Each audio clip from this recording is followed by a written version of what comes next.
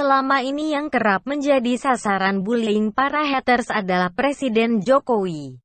Tidak sedikit di antaranya yang harus mendekam di penjara karena perilaku bully yang mereka produksi tersebut sudah melebihi ambang batas alias sudah memenuhi unsur tindak pidana.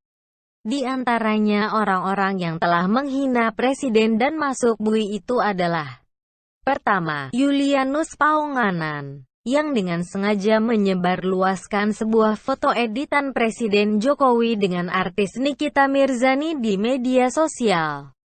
Tidak lupa pula ditambahkan oleh Julianus tagar yang bertuliskan tagar Papa Doyan Lonte di foto yang publisnya itu. Yang mana tagar tersebut ia tuliskan sebanyak 200 kali, 2015.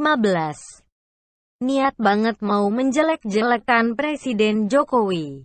Tidak pelak karena ulahnya yang telah melakukan ujaran kebencian tersebut serta melontarkan kalimat yang mengandung unsur pornografi. Julianus pun divonis 1 tahun penjara dan didenda sebesar 500 juta rupiah oleh majelis hakim kala itu. Yang mana vonis itu dikuatkan oleh keputusan Pengadilan Tinggi Jakarta. Dan saat ia mengajukan kasasi ditolak oleh Hakim MA. Kemudian, ada si tukang sate Muhammad Arsyad Assegaf yang menghina Presiden Jokowi. Si Arsyad ini disebut-sebut menyebarluaskan gambar berkonten pornografi yang dipasangi foto presiden dan mantan Presiden RI Megawati di akun sosial media miliknya. Tidak menunggu waktu lama, Arsyad pun langsung dijemput oleh polisi kala itu. Namun karena kebaikan Presiden Jokowi yang mau memaafkannya, si pemuda kurang ajar tersebut akhirnya dibebaskan. Tapi yang namanya karakter buruk tetap saja sulit untuk diperbaiki. Buktinya, bukannya melakukan taubat nasuha pasca diberi kesempatan bebas oleh Presiden Jokowi. Si Arsyad ini malah berulah lagi dengan menculik anak di bawah umur 10 tahun dan menyekapnya di kawasan Puncak Bogor. Hingga polisi menduga si pria bejat ini mengidap pedofilia. Fadlizon pun yang awalnya membelanya akhirnya melambaikan tangan ke kamera tanda tidak mau lagi memberikan bantuan hukum kepada si Arsyad ini. Nah ternyata, tidak hanya Presiden Jokowi seorang loh yang menjadi korban bully orang-orang yang tidak menyukainya, tapi Wapres Kiai Ma'ruf Amin juga mendapatkan perlakuan yang sama. Orang nomor 2 di Indonesia itu, fotonya dijadikan bahan olok-olok oleh salah seorang hatersnya yang bernama Sulaiman Marpahung. Oleh Sulaiman, foto ketua MUI tersebut disandingkan dengan foto seorang pria tua, warga negara dari Jepang yang dikenal dengan sebutan Kakek Sugiono. Pertanyaannya, siapa Kakek Sugiono ini? Kenapa ketika foto Wapres disandingkan dengan fotonya bisa jadi masalah?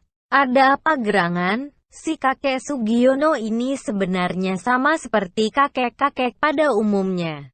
Tapi profesinya itu loh yang bikin ganahan. Nama aslinya adalah Shigeo Tokuda yang sehari-hari bekerja sebagai bintang film bokep Jepang. Tidak hanya itu saja. Karena begitu populernya dia di Jepang dan juga di banyak negara lain, termasuk Indonesia, Mbah Sugiono ini dijuluki sebagai kakek legend di industri film biru tersebut. Jadi, karena track recordnya yang jelek ini, menyandingkan foto Wapres dengan si kakek Sugiono sama artinya dengan melakukan penghinaan terhadap simbol negara. Tidak berhenti sampai di situ. Si Sulaiman ini juga mengatakan bahwa Kiai Ma'ruf merupakan penjahat agama di keterangan foto yang diunggahnya di akun Facebook Oliver Leaman S tersebut. Tidak menunggu waktu lama, Sulaiman pun langsung diciduk polisi. Berdasarkan fotonya yang beredar di dunia maya pasca ditangkap, ia terlihat memakai baju oranye dan celana training. Entah apakah itu baju tahanan atau baju yang memang dipakainya saat ditangkap.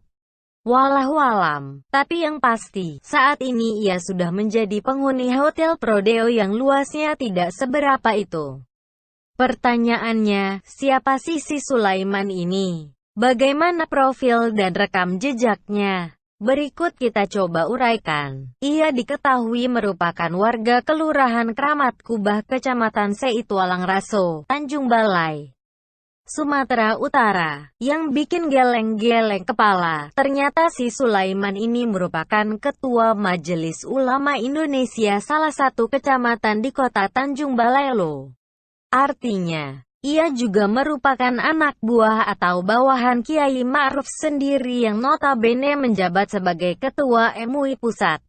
Dari sini muncul pertanyaan, bagaimana sih proses rekrutmen untuk menjadi anggota dan pengurus MUI itu? Kok bisa-bisanya organisasi yang menamakan diri Majelis Ulama, tapi kelakuan anggotanya nauzubillah min zalik bejatnya? Belum lagi sebelumnya, nama MUI sudah tercemar oleh si mantan penyiar RRI yang kini mendadak jadi Ustadz Tengku Zulkarnaen. Nah, di samping itu, Sulaiman ini juga tercatat sebagai anggota panitia pemilihan kecamatan. Tinggal menunggu waktu saja, kapan ia akan dipecat secara tidak hormat oleh Ketua KPU Tanjung Balai.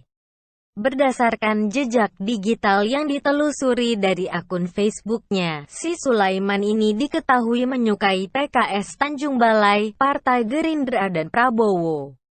Jadi, sudah bisa disimpulkan di Pilpres 2019 lalu ia mendukung siapa? Artinya apa? Si Sulaiman ini memang kampretulen, yang hingga saat ini belum bisa move on atas kemenangan Jokowi Ma'ruf di Pilpres 2019 lalu. Selamat Om Sulaiman, sudah menempati tempat tinggal baru yakni di Kerangkeng.